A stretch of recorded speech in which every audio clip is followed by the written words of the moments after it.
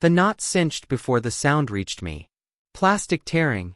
My name written in black marker crooked on a trash bag. My jacket half hanging out like a tongue after a punch.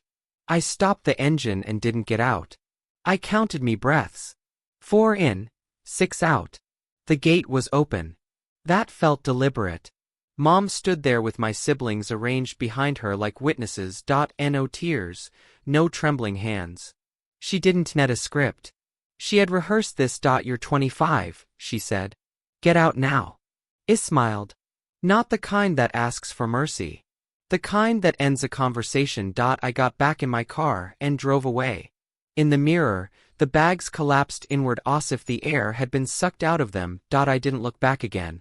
Something else stayed with me, the way my sister wouldn't meet my eyes. The way my brother's jaw was set, like he'd been told to hold a secret between his teeth.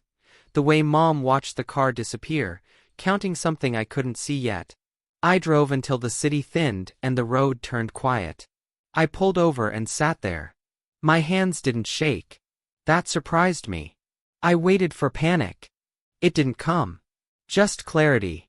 Sharp and cold. They thought this was the end off. It wasn't sudden. Betrayals never are. They leak. They stain. You notice later. Mom had always kept the ledger. Rent, groceries, utilities numbers she'd recite like prayers. When Dad died, the house became a shrine to control. I paid me share. I paid extra when my brother lost his job. I wired money when Mom said it was for repairs. I didn't ask for receipts because love isn't audited. That's what I believed. Then the small things started to slip. A bank notification that didn't line up. A conversation that stopped when I entered the room. My name removed from the family calendar. I noticed my mail opened, stacked neatly like it had been read for content, not curiosity. I told myself I was paranoid. That's what loyal people do. They gaslight themselves to preserve peace. The night before the bags, Mom asked me to sign something. Just to streamline, she said. Her pen hovered. The paper was folded, the important parts hidden. I said I'd read it tomorrow. She smiled like I told a joke at a funeral. Tomorrow never came. I didn't call anyone that night. I went somewhere small and anonymous. I leapt in my clothes. In the morning, I made a list not of grievances, of assets, every transfer, every signature. Every date I pulled statements, screenshots. I listened to voicemails twice, then a third time for tone instead of words. The pattern emerged quietly. They had been preparing, using my income to patch their debts, listing me as temporary, planning to sell the house and split it 3 ways. I was the line item to be heiress before closing. I felt the anger. Then it came clean. Useful, so I went silent. Silence is misread as weakness. It's actually a blindfold for your enemy. I didn't answer calls. I didn't block numbers. I let them ring. I let the messages pile. I learned who panicked first.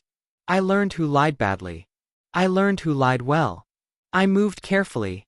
New address, new bank, new passwords. I spoke to a lawyer who didn't interrupt. I showed him everything. He nodded once and asked me to get coffee while he made copies. I waited. That's the part people skip when they tell stories. Waiting is the work. 6 months later, the house sales stalled. My name was still on a document they couldn't move without. That's when Mom sent the messages. 60 of them. Where are you? Call me. This isn't funny. We need you. Family helps family. Please. I read them without responding.